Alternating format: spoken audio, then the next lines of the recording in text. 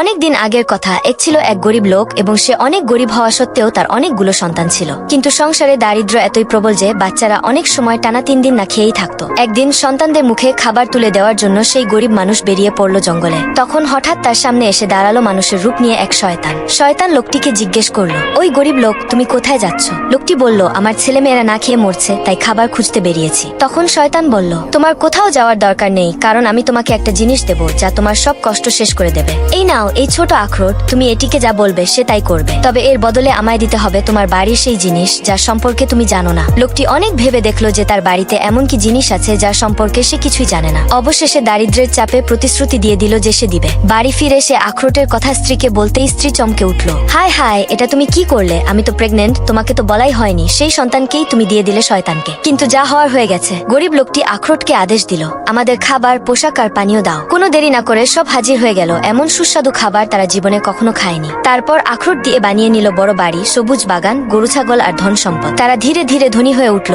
আর শিশুটিও জন্ম নিল। একদিন যখন সবাই খেটে চলেছে, হঠাৎ দুজন বৃদ্ধ তাদের বাড়িতে এলো। তারা বলল, আমরা জানি শয়তান শিগগিরই তোমার ছোট শিশুটিকে নিতে আসবে, কিন্তু ভয় নেই, আমরা তোমাকে সাহায্য করব। বৃদ্ধ দুইজন লোকটিকে বলল, শোনো, আজ রাতে টেবিলে একটা রুটি রেখে দিও আর সেটি পরদিন সকাল পর্যন্ত থাকতে দাও। লোকটি তাদের কথা মতো তাই করলো। মধ্যরাতে শয়তান এসে জানালার নিচে দাঁড়িয়ে চিৎকার করে বলল, ওই গরিব লোক কোথায় তুমি? মনে আছে তোমার দেওয়া প্রতিশ্রুতি? তোমার সন্তান এখন আমায় দাও। কেউ শোনেনি, সবাই ঘুমিয়ে। কিন্তু তখন হঠাৎ রুটি কথা বলতে শুরু করলো, শোনো শয়তান, ধৈর্য ধরো, আমি যেমন অপেক্ষা করেছি তুমিও তেমন অপেক্ষা করো। শরৎকালে আমাকে বপন করা হয়েছিল, শীতে মাটির নিচে পড়েছিলাম, বসন্তে ধীরে ধীরে বড় হয়েছি। তারপর কাস্তে দিয়ে আমাকে কেটে ফেলা হয়েছে, গোছা বেঁধে টেনে নিয়ে যাওয়া হয়েছে, দানা বের করার সময় লাঠি দিয়ে পেটানো হয়েছে, পরে কলের পাথরে গুঁড়ো করা হয়েছে, নোনা পানির সঙ্গে মেখে মুষ্টি দিয়ে আঘাত করা হয়েছে, অবশেষে আমাকে জ্বলন্ত চুলায় ঢুকিয়ে পোড়ানো হয়েছে। সবকিছু সহ্য করেছি আমি, এবার তোমাকেও সহ্য করতে হবে। শয়তান নির্বাক হয়ে গেল। ঠিক তখনই ভোরের আলো ফুটলো এবং মোরগ ডাকলো। আলো ফোটার সঙ্গে সঙ্গে তার শক্তি হারালো, তাই হতাশ হয়ে সে পালিয়ে গেল নিজের দূর অন্ধকার আস্তানায়।